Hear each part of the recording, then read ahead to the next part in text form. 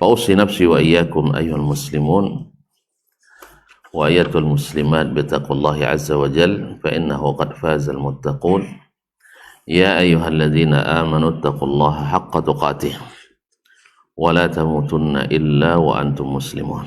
Bapak dan ibu kaum muslimin dan muslimat, al-hadirin wal hadirat wal musyahidin wal musyahidat, yang bergelar tak dipanggil gelar, yang tak bergelar tak sebut nama. Semoga senantiasa dalam keadaan bahagia, diliputi rahmat dan karunia Allah Subhanahu wa taala. Alhamdulillah subuh ini kita kembali diizinkan berada di sini. Walaupun saya subuh tidak di sini. Mohon maaf tadi kalau saya hitung saya terlambat ke sini. Karena bangun pas azan. Alarm tak terdengar sama sekali. Nah, tidak terlalu malam, hanya sekitar jam 2:04. Jadi Allah musta'an. Tidak gampang-gampang, ngerjakan tugas saja dikit. Jadi, oleh sebab itu saya telepon Pak Adi tadi, saya izin sholat di tempat. Terima kasih kepada Bapak dan saudara yang telah menunggu. InsyaAllah juga tak boleh lama-lama, sebab pagi ini juga kami akan rapat sehari, rapat gabungan. Tapi selesai seperti biasa. Selesai seperti biasa. Jangan takut, sejam cukup. Baik, masih melanjutkan pembahasan yang disampaikan oleh Imam Abu Bakar Al-Ismaili rahimahullah tentang i'tiqad ahli sunnah, i'tiqad ahli sunnah. Dikatakan ahlus sunnah karena memang rujukannya ketika ikhtilaf adalah sunnah, bukan merujuk kepada retorika dan logika. Kalau begitu logika dan retorika itu namanya ahlul aql, ahlul ra'i. Kenapa kitab ini kita baca? Sebab sering orang yang tidak berilmu menuduh bahwa keyakinan yang kita yakini ini adalah keyakinan baru dan bid'ah yang dicetuskan oleh pendiri Wahabi, Syekh Muhammad bin Abdul Wahhab At-Tamimi. Sebagaimana juga dulu Nabi SAW dituduh oleh orang jahiliyah bahwa ajaran baru ketika mengembalikan umat kepada menauhidkan Allah dari kebiasaan jahiliyah yang sudah mensyirikkan Allah. Mereka tidak mengatakan itu sebagai syirik karena hanya sekedar perantara-perantara. Sebagaimana ahli bid'ah hari ini juga tidak mengatakan yang mereka yakini itu bid'ah. Justru inilah yang dianggap bid'ah. Oleh sebab itu maka kita kembali ke kitab-kitab ulama-ulama yang sebelum Wahabi, jauh lagi sebelumnya. Seperti di antaranya adalah kitab ini. Nanti akan kita ambil lagi yang lebih dari ini. Ya, supaya tuan-tuan kita yakin bahwa kita tidak memulai sekarang ini, tapi inilah yang diwariskan oleh Nabi SAW dan diabadikan oleh para ulama kita ahlus sunnah wal jamaah yang sesungguhnya.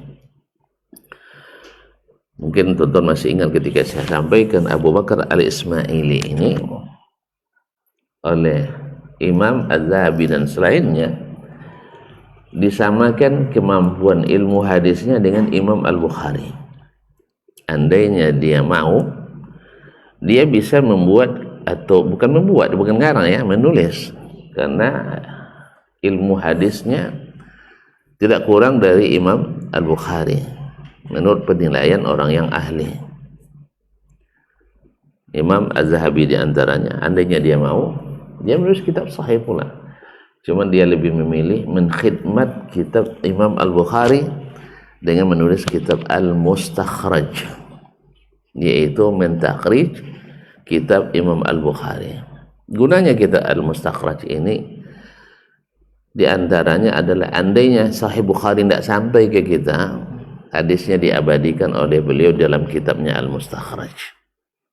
Andai ya suatu saat misalnya Sahih Bukhari dilarang, ya, maka Al-Mustakhraj yang ditulis oleh beliau mewakili itu, karena beliau meriwayatkan melalui sanad-sanad yang diriwayatkan oleh Imam Bukhari tapi bukan dari jalan Imam Al-Bukhari.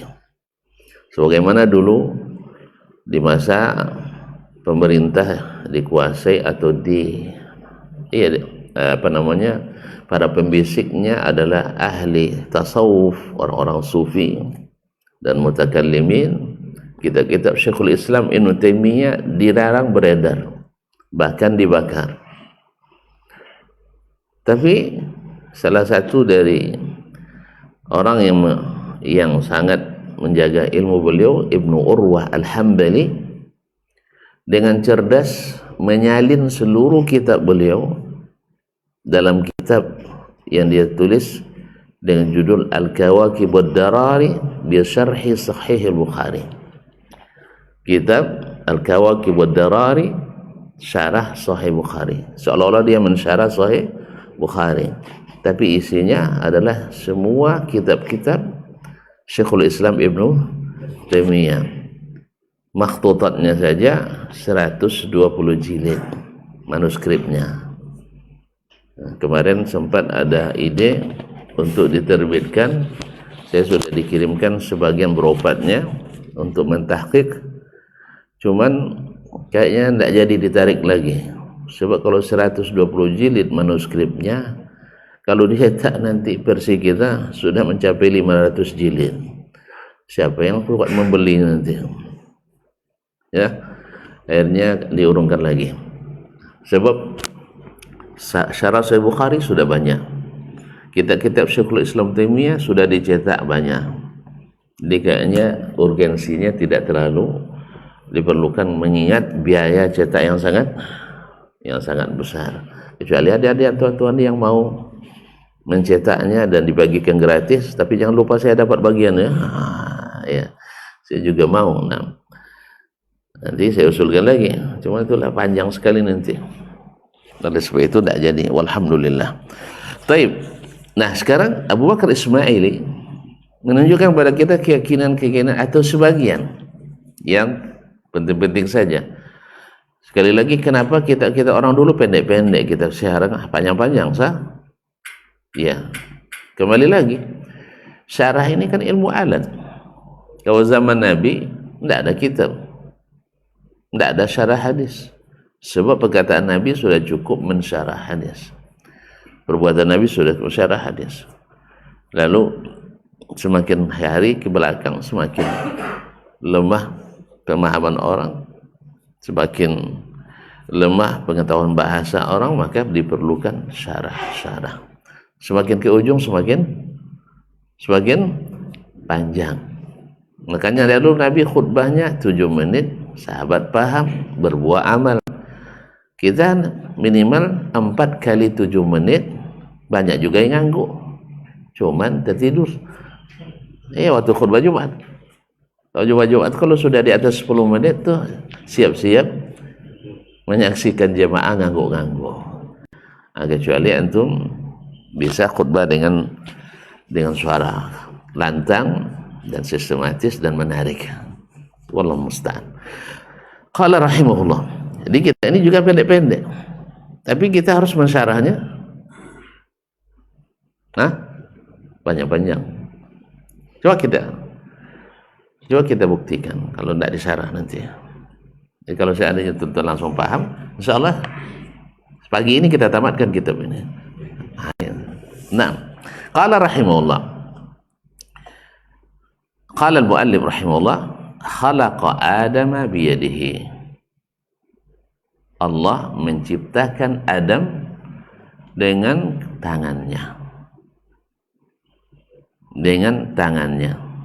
Udah paham? Hah? Lanjut ke halaman selanjutnya. Udah paham? Nak tanya tamu. Beliau ingin, kenapa dia nukil kalimat ini? Ini kalimat dari hadis Nabi alaihissalatu wassalam. Sebab tanpa hadis, tanpa sunnah, kita tidak mungkin meyakini ini.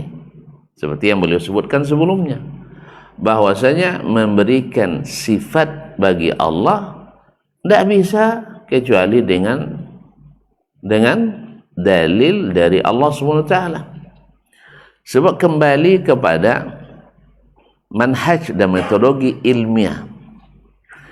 Yang ilmiah untuk mengenali sesuatu dengan benar sesuai dengan kenyataan, tidak bisa keluar dari salah satu dari 3 metode. Masih hafal? Alhamdulillah masih lupa.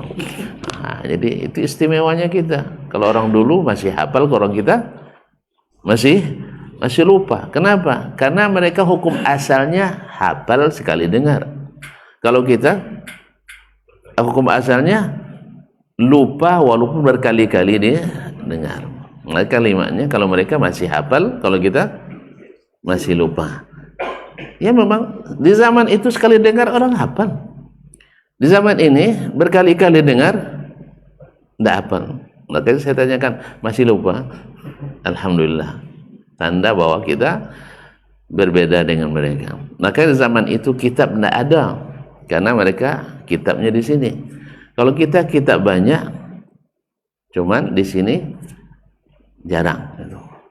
Oleh sebab itu hafalan sangat langka di zaman kita. Tapi di zaman mereka semua orang hafiz. Masyarul kiram dirahmati Allah. 3 metodologi ilmiah untuk mengenali sesuatu, tidak ada keempatnya dengan benar. 1, menyaksikan langsung. Menyaksikan langsung. Dulu ketika orang tua kita pergi haji 3 bulan lamanya. Pernah Pak haji 3 bulan? Pernah ya? Naik kapal? Enggak. Masya Allah, itu juga salah satu hikmah Allah jadikan sebulan sebelum haji bulan haram, bulan Zulqa'dah. Dan kemudian sebulan selepas haji bulan haram, bulan Muharram. Supaya apa? Perjalanan pergi sebulan aman, perjalanan pulang sebulan aman. Dan hari itu jarak tempuh darat dari Makkah paling jauh adalah 1 bulan. Paling jauh 1 bulan. Sehingga ketika mereka pulang aman, dan ketika datang juga aman. Kayaknya yang naik kapal juga kayak gitu ya, 3 bulan pergi sana sebulan atau sebulan setengah atau sebulan lah, atau haji di bulan Zulhijjah, kemudian pulangnya di bulan Muharram. Pas 3 bulan. Itu hikmahnya Allah jadikan bulan haram yang 3 itu berurutan.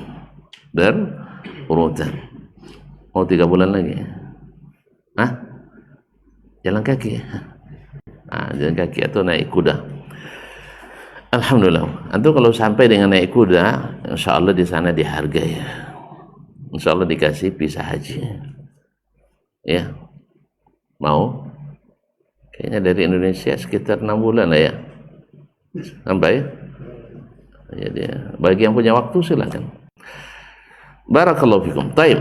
Jadi yang kedua, dulu orang tidak bisa mengetahui dengan cara melihat kecuali langsung berangkat ke sana. Alhamdulillah sekarang dengan mudah sehari sampai ya, sehari sudah sampai. Sehingga orang bisa mengatakan Ka'bah itu seperti apa setelah melihat langsung. Nah, cara kedua adalah melihat replikanya atau gambarnya. Kalau dalam bahasanya melihat yang serupa dengannya atau yang menyerupainya. Tapi cara pertama, melihat langsung, bertemu langsung, melihat langsung, bisa tidak digunakan untuk mengenali Allah SWT? Ada yang punya SPPD ke langit atau ke mana-mana? Atau ke yang tak bertempat? Mana tahu kan keyakinan umat Islam sekarang kan banyak tentang Allah. Ada yang mengatakan di langit, di atas. Ada yang mengatakan di mana-mana. Ada yang mengatakan tidak bertempat. Ada yang mengatakan di hati. Masya Allah, antum pintar sekali ya. Masya Allah. Pernah belajar ya? Oh enggak. Mana tahu kita semazhab dulu. Pernah belajar. Ya kan dulu hadis yang kami hafalkan dulu, la yasa'uni samai, saya tidak bisa diliputi oleh langitku, wala ardi, dan tidak pula bumiku, walakin yasa'uni qalbu abdil mu'min, tapi muat di hati hambaku yang beriman. Akhirnya semua merasa Allah di hati. Masya Allah. Ada dalilnya? Ya kalau ada dalil berarti berilmu. Kalau tidak ada dalil berarti tidak berilmu. Itu ilmu reka-reka. Sehingga menjadi pula hadis. Ini menjadi hadis. Cuman hadis palsu. Nah, hadis palsu. Jadi kaum muslimin dan muslimat, untuk cara pertama tidak mungkin, karena tidak ada yang sampai melihat Allah di antara hamba-hambanya yang ada di dunia ini. Tentu mau lihat Allah, tidak ada yang mau ya. Subhanallah. Nabi selalu setiap malam berdoa di sujud solat malamnya, minta melihat wajah Allah. Tentu tidak mau. La ilaha illallah. Lebih nikmat dari surga, weh. Lebih nikmat dari surga. Tuan-tuan, kok bisa melihat lebih nikmat daripada surga? Tak logika. Berarti tak masuk logika antum sempit. Kalau logika saya masuk. Sahih? Mau saya ilustrasikan? Antum sedang berada di taman yang indah, menikmati permainan di dalamnya. Tiba-tiba datang sang kekasih yang lama tak berjumpa. Mana yang lebih indah, melihat dia atau melihat pemandangan itu? Serius ini? Gitu aja kok susah? Sama tuan-tuan. Sakit terbaring di rumah sakit. Mengerang, mengeluh. Pas datang orang yang antum sukai, senangi, langsung duduk ngomong pula 2 jam, hilang rasa sakit. Kenapa? Ada nikmat yang mengalahkan rasa sakit. Pas pergi orang itu, antum kembali mengerang. Akhirnya istri bilang, sama saya mengerang, sama orang senang. Akhirnya cemburu pula istri jadinya. Iya, pas ada bininya sakit terus. Pas datang orang lewat datang, duduk dia. Akhirnya istri cemburu. Apalagi kalau ada yang datang perempuan pula. Ya baik deh. Dapat cemburu. Jadi nikmat melihat wajah Allah itu mengalahkan nikmat surga. Jadi siapa yang nak nengok, nak buktikan benar tak Allah punya wajah, masuk surga. Dan salah satu caranya masuk surga meyakini melihat Allah. Kalau tak meyakini, saya khawatir. Kalla innahum yawma idzil lamahjubun. Ingat, nanti di akhirat mereka akan terhijab dari melihat Allah SWT. Siapa? Orang-orang yang tidak meyakini apa yang Allah turunkan dan tidak mematuhi apa yang Allah perintahkan. Ma'asyarul kiram. Berarti cara pertama tidak bisa. Cara kedua, melihat yang serupa dengannya. Bisa tidak? Ada yang serupa dengan Allah? Tidak ada juga ya? Sedikit pun? Tidak mirip? Hah? Terus kenapa ada majas? Kenapa ada bahasa kinayah dalam Al-Quran? Ketika mengatakan Ar-Rahman 'ala al-'arsy istawa, mereka kata itu majas. Saya bilang ke anak-anak didik saya, tahu tak kalian majas itu apa? Asalnya dari tasbih. Tasbih itu harus ada musabbah, ada musabbah bihinya, ada wajah syabah. Kalau tidak disebut dengan majas. Dia tanya sekarang, musabbahnya siapa? Allah kan, saya bilang. Terus musabbah bihinya siapa? Enggak ada. Enggak ada, berarti tidak boleh ditafsirkan dengan majas. Sebab kalau tafsir majas harus ada yang diserupakan dengan Allah. Seperti antum mengatakan saya melihat singa khutbah hari ini. Siapa yang maksud dengan singa? Ustaz Dasman. Hah? Apa? Pemberani, singa aswaja. Bukan Dasman ya saya. Antum nak ngakui saya ya? Orang antum akui, saya tidak diakui. Ya, biar rahasia dia singa aswaja, saya singa padang pasir. Jadi kaum muslimin dan muslimat, kenapa dia disebut singa dan yang antum pahami adalah bahasa majas, bahasa kinayah, bukan bahasa hakikat? Sebab bisa dibuktikan ada musabbahnya. Siapa yang ditasbihkan? Dasman. Ada musabbah bihinya, yang diserupakan dengannya siapa? Singa. Ada wajah syabahnya, ada salah satu sifat yang serupa di antara kami berdua. Apa? Garang. Hah? Oh, berani, bukan garang ya? Alhamdulillah, berani. Baru dikatakan majas. Tapi kalau Allah, antum nak majaskan dengan siapa?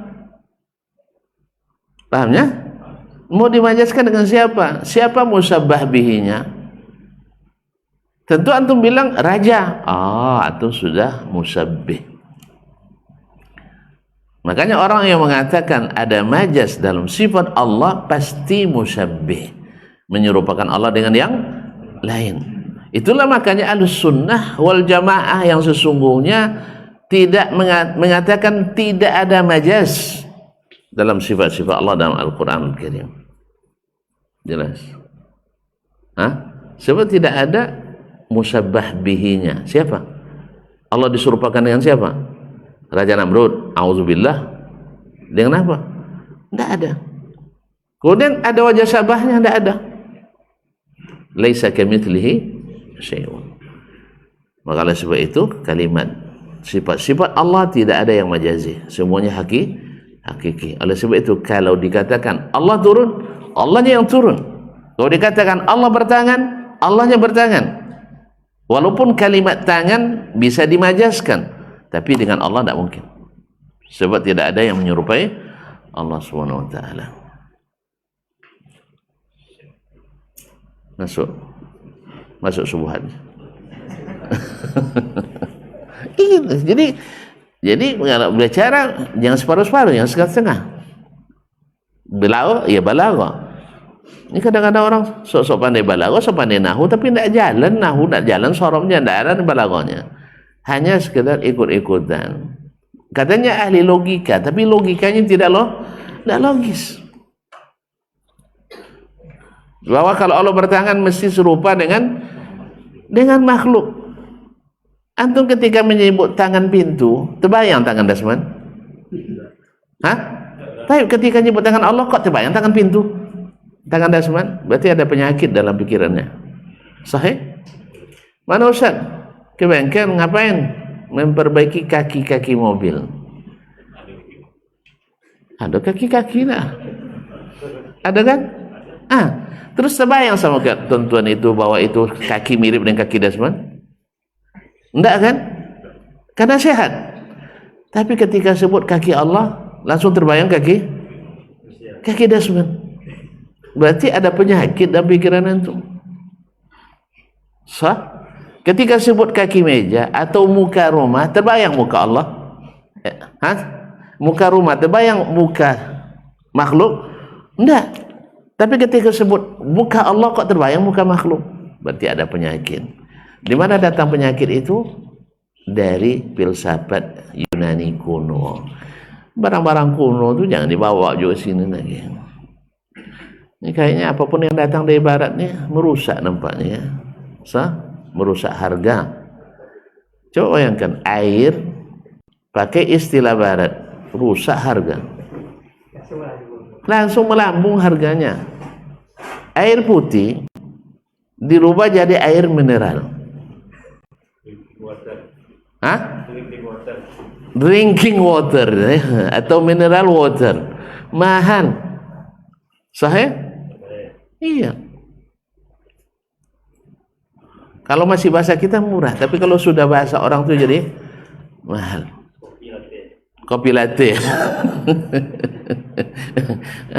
Padahal kalau minum kopi di warung 3.000 kan, sampai jadi kopi latte 35.000. Kalau bahasa kita palai ikan 15.000, itu menjadi bahasa Inggris apa bahasa Inggris palai? Melejit jadi 135.000. Tapi memang beda juga, enak juga di situ memang. Tapi memang merusak. Nah, jadi itu kaum muslimin dan muslimat.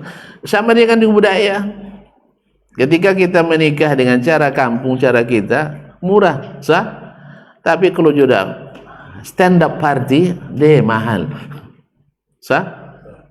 Coba hidangan kalau bajambo tidak mahal, tapi ala Perancis. Oleh sebab itu kayaknya tuan-tuan harus hati-hati lagi. Jangan terlalu suka menggunakan istilah barat. Di akidah pun juga, di fikih juga.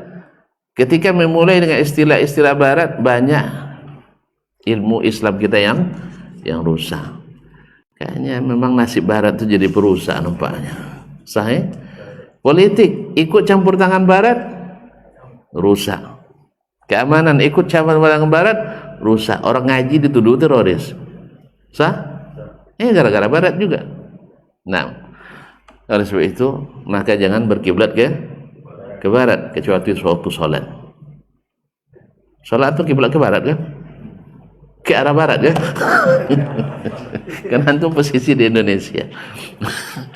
Baik, berarti cara kedua tidak bisa dipakai, tidak ada yang serupa dengan Allah Subhanahu wa taala. Tinggal cara yang ketiga. Apa cara yang ketiga? Melalui berita. Dulu yang tidak pernah pergi ke Mekah, bagaimana, dan belum ada fotografi, bagaimana bentuknya Ka'bah? Pasti melalui cerita. Bentuknya seperti kubus, ya, kemudian diberi pakaian hitam, baju hitam ya, kiswah, kemudian ditulis ayat-ayat di situ dengan benang emas, dan ada mizab, ada pintu Ka'bah, ada rukun Hajarul Aswad, ada rukun Syami, ada rukun Yamani, dan ada rukun Iraqi. Rukun Yamani, rukun Syami, kemudian Hajarul Aswad. Baik, kaum muslimin dan muslimat rahmati Allah. Akhirnya kita dapat gambaran Ka'bah dengan apa? Dengan cerita. Kalau sempat yang tak pernah ke sana, tidak pula melihat yang serupa dengan Ka'bah, lalu yang datang bawa berita orang benar, lalu dia tolak berita itu, apa namanya? Orang yang menolak berita, cerita orang yang sudah pergi itu, oh tidak begitu, Ka'bah bulat katanya, apa namanya? Tongkau. Iya, dia tidak pernah nengok, tidak pernah lihat gambarnya. Terus dia bilang dia ingkari berita dari orang yang pernah pergi bahwa Ka'bah itu bulat. Segi empat. Ya. Segi empat abang tak pergi nampak. Jadi tak bisa ditipu lagi nampaknya. Nah. Jadi lalu dia bilang, tak masuk akal. Apa sebab? Kan orang berkeliling di situ. Keliling ada apa namanya, segi-seginya kan, nanti takut orang terantuk di situ. Harusnya bulat pula biar lancar tawafnya. Kira-kira antum bilang orang ini seperti apa? Apa namanya? Tongkau. Atau ditambah-tambahnya informasi yang tanpa dalil. Namanya apa? Mandai-mandai. Mana yang lebih baik, yang tongkau atau mandai-mandai? Yang tongkau ndak elok, yang mandai-mandai tetap buah. Oleh sebab itu, kalau ada orang datang berita, dia jelas ndak pernah punya akses ke Allah Ta'ala. Yang kedua, ndak punya yang serupa dengan Allah. Lalu datang berita dari Allah dengan bahasa yang jelas. Lalu dia bilang, tak mungkin menurut logika saya. Orang ini namanya tongkau. Atau dia rubah pula, bukan itu maksudnya, namanya mandai-mandai. Nah, orang seperti ini namanya, mana yang baik di antara keduanya? Tidak ada yang baik. Yang mandai-mandai, yang tongkau, tidak ada yang baik. Itulah makanya Syekh di sini ingin memberi berita ke kita. Dari mana? Dari kalamullah dan kalam Rasulullah SAW, bukan dari perkataan si fulan dan si alan. Maka kita dapatkan ahlus sunnah wal jamaah belajar agamanya, khususnya akidah, dimulai dengan Al-Quran dan hadis Nabi. Tapi kalau akidah ahlil kalam dimulai dengan pendapat si fulan dan si fulan. Kalau tuan-tuan mau pembanding, nanti saya bawakan kita-kita yang saya pelajari di pondok dulu. Ya, alhamdulillah masih ada di rumah. Mau? Ini akidah al-sunnah, tapi tidak ada sunnah dalam sunnah. Lebih banyak pendapat si fulan dan si fulan. Andai begini mesti begini, kalau begitu mesti begini, dan seterusnya. Hanya keedah-keedah logika semata. Adapun ayat disebutkan bukan untuk diakui, tapi untuk istilahnya dimasukkan ke labor logika. Kalau sesuai dengan logika, saya terima. Kalau tidak, mohon maaf ayat. Bukan menolak ayat, enggak. Hurufnya saya terima, tapi maknanya tunggu dulu, karena tidak sesuai dengan logika, bukan tidak sesuai dengan kenyataan, tidak sesuai logika. La ilaha illallah Muhammadur Rasulullah. Kalau nak sesuai logika semuanya, seperti kata Ali bin Abi Thalib radhiyallahu anhu, antum mengusap telapak sepatu lebih utama daripada mengusap punggungnya. Sahih? Sah? Seandainya agama itu harus tunduk pada logika, tayamum pengganti mandi junub mesti guling-guling di tanah. Sah? Kan itu yang dilakukan oleh Ammar ibn Yasir. Karena dia pakai logika. Untung bertemu Nabi. Akhirnya Nabi bilang, jangan guling-guling lagi weh. Nanti gatal-gatal badan tuh. Tapi cukup gini kan, ke tanah, lalu tiup, usap muka, kemudian kedua ini. Kenapa tidak sampai siku? Karena tayamum beda dengan wudu. Jadi tidak mesti sama. Makanya ketika para ulama jumhur membahas masalah mengusap kepala, mereka bilang sekali, karena dalam sunnahnya sekali. Tapi Imam Syafi'i mengatakan 3 kali. Kias kepada membasuh, karena anggota wuduk dibasuh 3 kali semuanya, mengusap kepala juga 3 kali. Ditolak oleh jumhur. Salah tu katanya. Salah. Apa sebab? Ini mengusap, ini membasuh. Kalau membasuh memang harus sampai 3 kali bagusnya, tapi kalau mengusap cukup sekali. Sebab kalau sampai 3 kali basah tuh rambut. Padahal tujuannya bukan membasahi, tapi adalah untuk mengusap. Jadi oleh itu kaum muslimin seluruh ibadah yang sifatnya mengusap dalam bersuci itu pada umumnya adalah sekali. Makanya tayamum sekali, jangan 3 kali. Jelas? Kalau 3 kali berbodak kita. Berbodak kita, bukan untuk berbodak. Nah, jadi cukup sekali. Jadi tidak berlaku logika di situ. Kalau harus pakai logika harus sama semuanya. Makanya orang ketika membagi harta dengan logika, anak perempuan harus sama dengan anak laki-laki. Atau harus mengikut realita yang salah, karena istri juga ikut belanja dalam rumah tangga. Kalau gitu warisan tetap harus sama. Yang salah kan antum, kenapa istri suruh belanja? Istri maksudnya bukan suruh belanja, maksudnya cari penghidupan. Istri itu boleh menghasilkan uang misalnya, tetapi kewajiban belanja tetap di pundak laki-laki. Gimana caranya itu urusan lain. Ya, misalnya istri dapat gaji, serahkannya sama suaminya. Pakailah bang, awak belanja kan, tidak masalah. Cuman kita tidak wajibkan dia yang menanggung. Tapi kalau dia beri jangan tolak. Kalau dia serahkan jangan tolak, ambil aja. Nah, tapi kalau kewajiban tidak.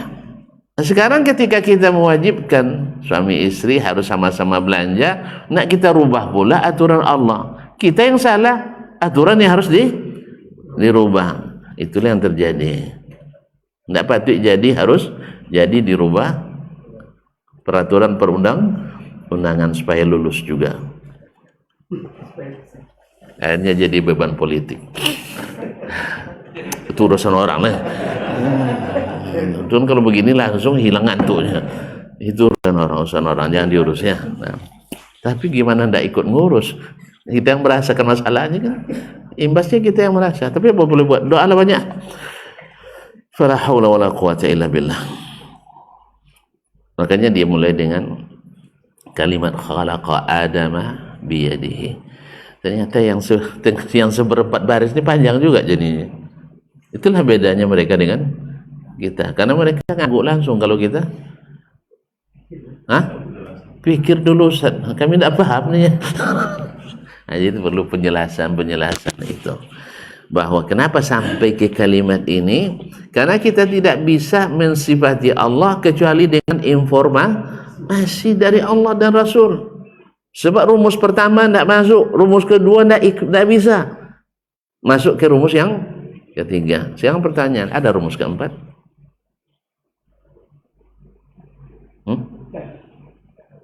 Tambahkanlah.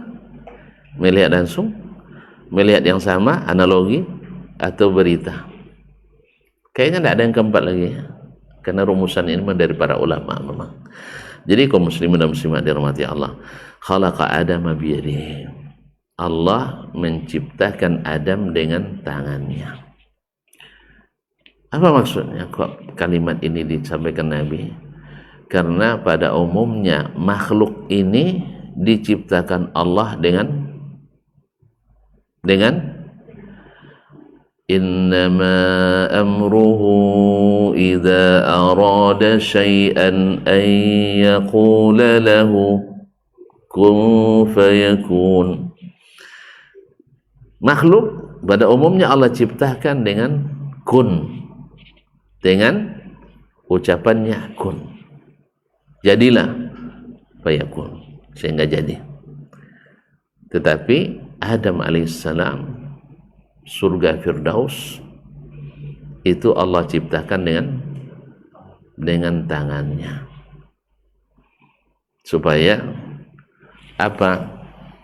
Supaya jangan berdebat lagi masalah tangan Allah sebenarnya, tapi tetap juga orang berdebat bahwa Allah Subhanahu wa taala mampu melakukan segala yang dikehendakinya.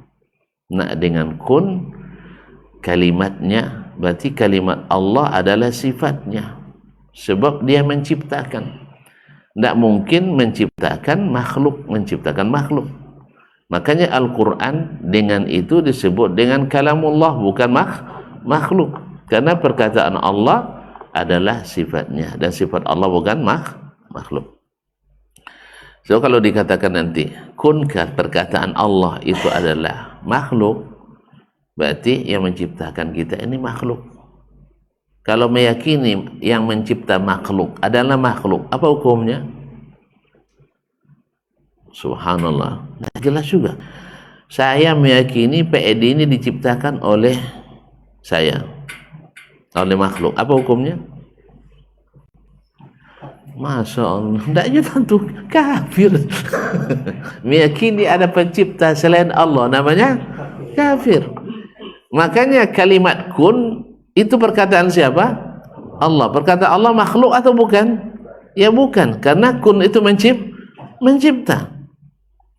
Jelas? Makanya meyakini Al-Quran makhluk adalah asalnya kekufuran. Asalnya adalah kekufuran. Tapi ingat sekali lagi, mengafirkan perbuatan tidak otomatis mengafirkan yang melakukan. Tidak seperti khawarij kita. Walaupun ahli bid'ah menuduh kita seperti khawarij, karena dia tidak paham apa yang kita yakini, kecuali mereka tafsirkan sendiri-sendiri. Nah, ma'asyar kiram dirahmati Allah SWT. Jadi Allah menciptakan Adam dengan tangannya sendiri. Allah menciptakan Adam dengan tangannya sendiri.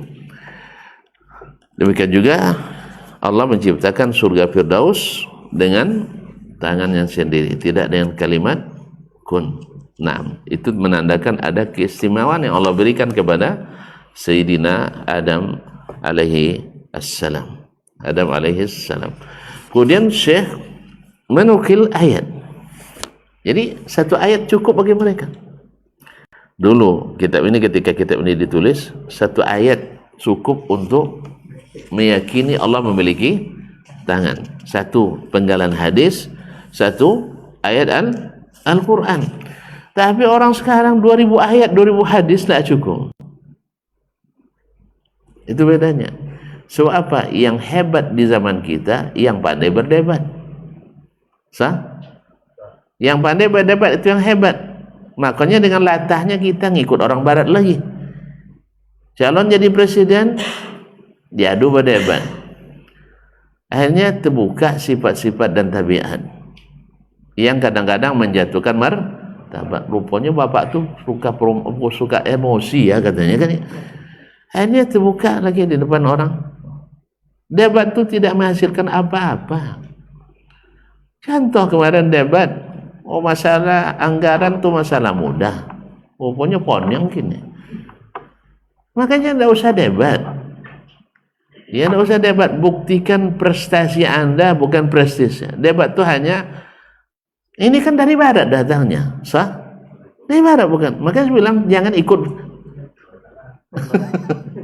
Kemudian anggaran bertambah jadinya. Anggaran bertambah enggak? Bertambah.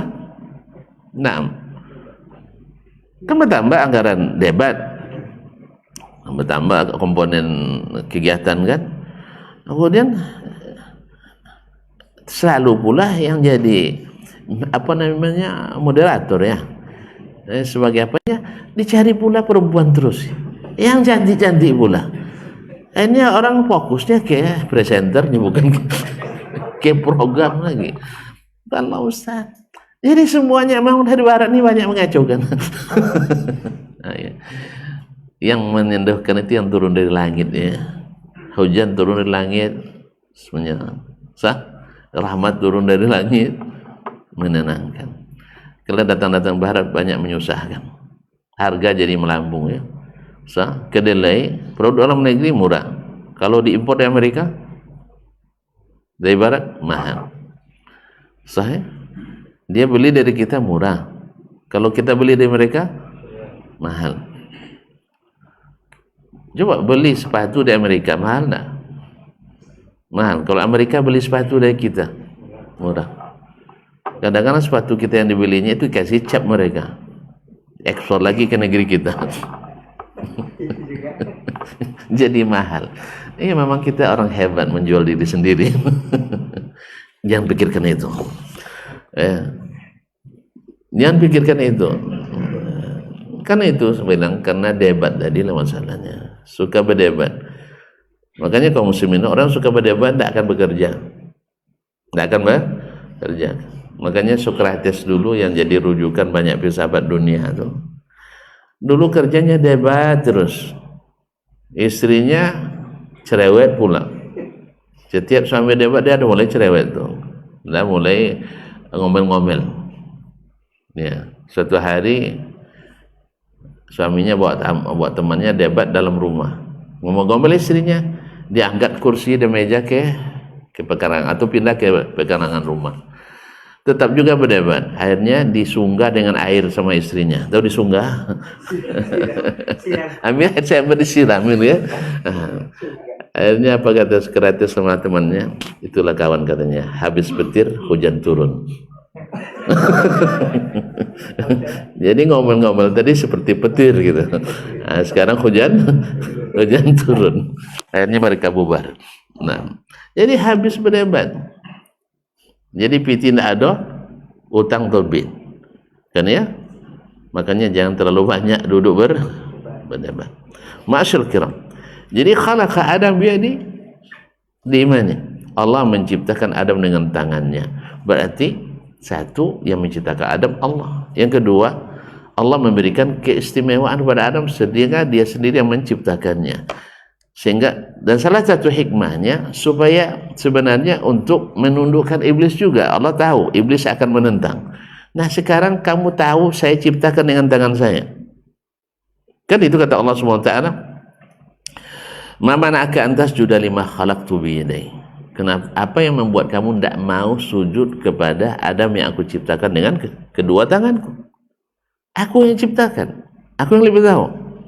Tapi tetap saja dia membangkang. Ana khairum minhu. Saya lebih baik daripadanya. Wallahu musta'an. Kemudian dia menukil ayat wa yadahu mabsutatani.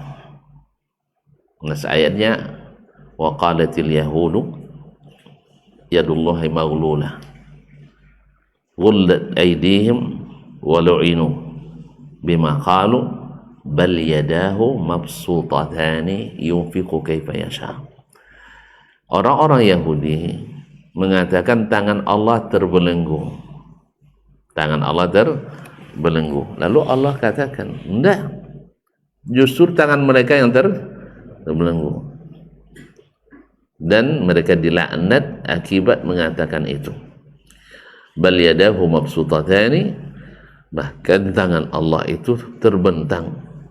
Keduanya yunfiqu kaifa yasha. Dia memberikan rezeki sesuai dengan yang dia kehendaki.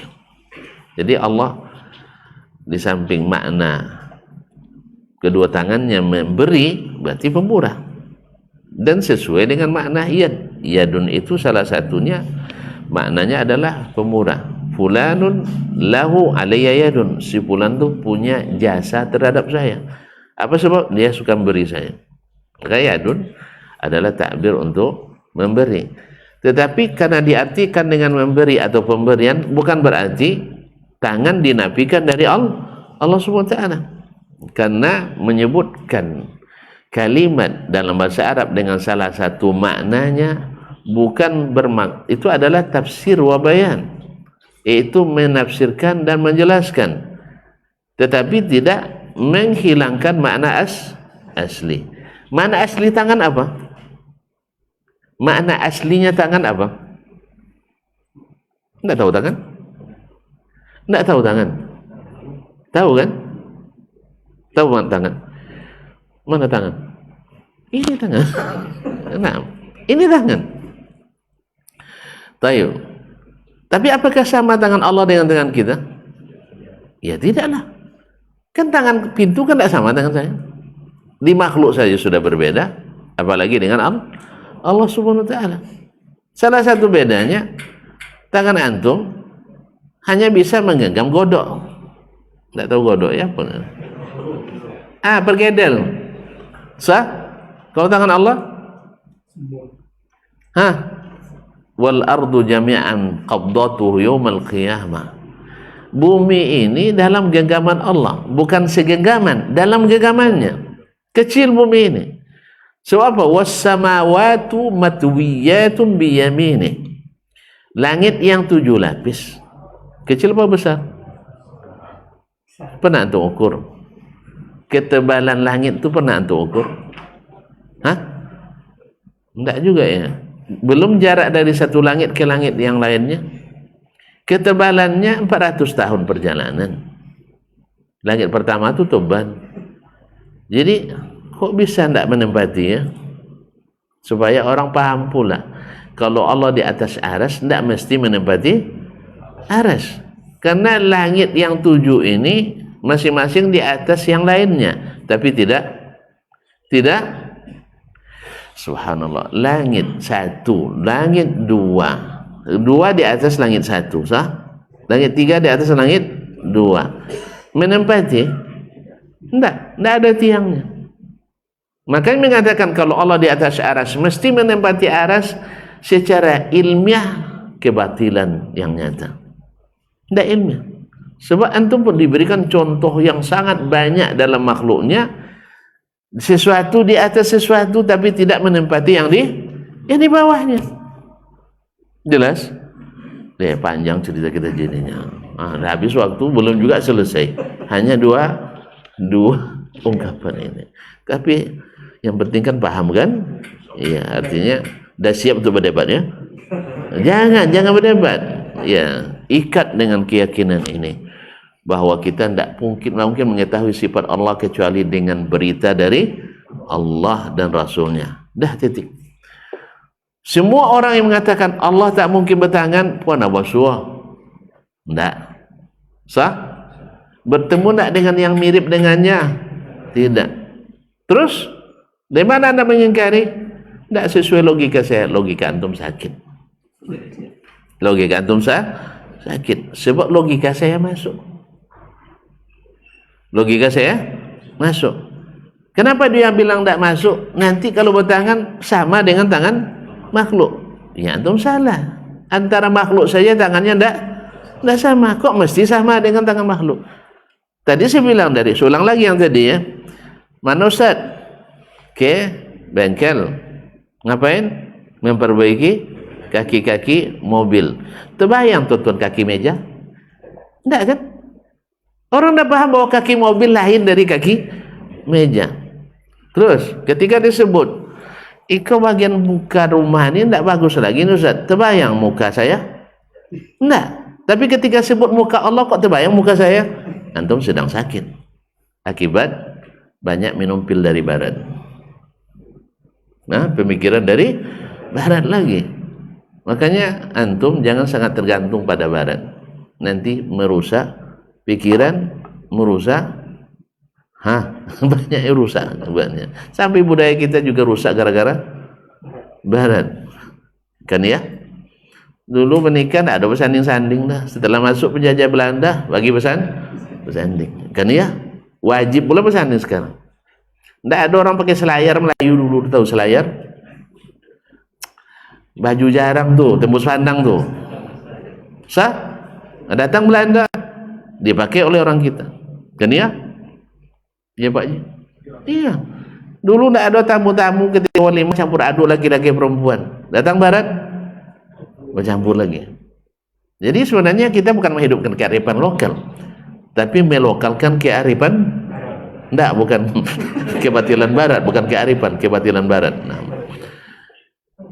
Saya bukan anti kearifan lokal. Kita ingin hidup kearifan lokal, tapi yang arif. Bukan. Ada dulu kontes bujang darah. Dulu gadis Melayu itu pemalu. Mohon maaf. Sekarang karena hilang malunya, kadang-kadang bikin malu gitu. Asalnya perempuan itu kalau nampak laki-laki menunduk. Sekarang banyak mereka yang nampak laki-laki menyeruduk. Iya Pak, karena rusak oleh Barat juga, rusak oleh Barat. Tapi saya tidak anti Barat ya, yang salah paham. Ambil yang bagusnya, cuman yang kita ambil yang buru-buru aja. Teknologinya ada Pak Habibie yang ahli teknologi, tidak kita pakai, sah? Iya enggak? Itu masalahnya, yang teknologi tidak mau kita, yang berguna kita sia-siakan, yang tak berguna itu yang kita hidupkan. Wallahu musta'an. Jadi harus itu kaum muslimin dan muslimat, sekali lagi bahwasanya kalau ada yang membayangkan sifat Allah mesti sama dengan sifat makhluk, berarti ada penyakit dalam pikirannya, karena terlalu banyak memakai pemikiran Barat. Namun ini pemikiran Yunani kuno. Nasallallahu alaihi wasallam. Mudah-mudahan Allah mantapkan iman kita dengan Quran dan Sunnah, mengikuti pemahaman as-salafu as-salih. Mudah-mudahan dengan itu kesalahan-kesalahan yang kita lakukan Allah ampuni, karena kita tidak sengaja berbuat salah, karena metode benar tetapi kadang-kadang hasil tidak seperti yang diharapkan.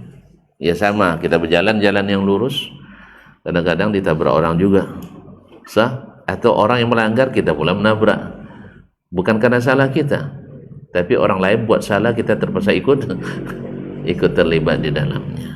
Wallahu musta'an wa alaihi tuklan. Saya kira tidak ada pertanyaan Pak Adi. Ya, jelas sekali kan?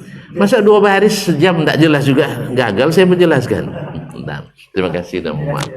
Wallahu a'lam wa sallallahu ala nabiyyina Muhammad sallam wa billahi taufiq wal hidayah.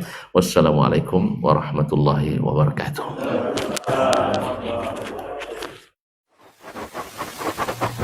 Barometer amal kita saleh tak salehnya di salat kita. Bila salat kita ikhlas dan sesuai dengan sunnah Nabi SAW, maka insya Allah amalan yang lain mengikuti. Ini aktivitas ini membantu saya di akhirat atau akan menyulitkan saya di akhirat? Kalau seandainya perbuatan itu ternyata akan menyulitkan kita di akhirat kelak, tinggalkan perbuatan itu. Anta ni'mal jund. Kamu adalah sebaik-baik prajurit. Coba lihat. Kamu adalah sebaik-baik prajurit. Maka tujuannya adalah menghancurkan kehidupan rumah tangga.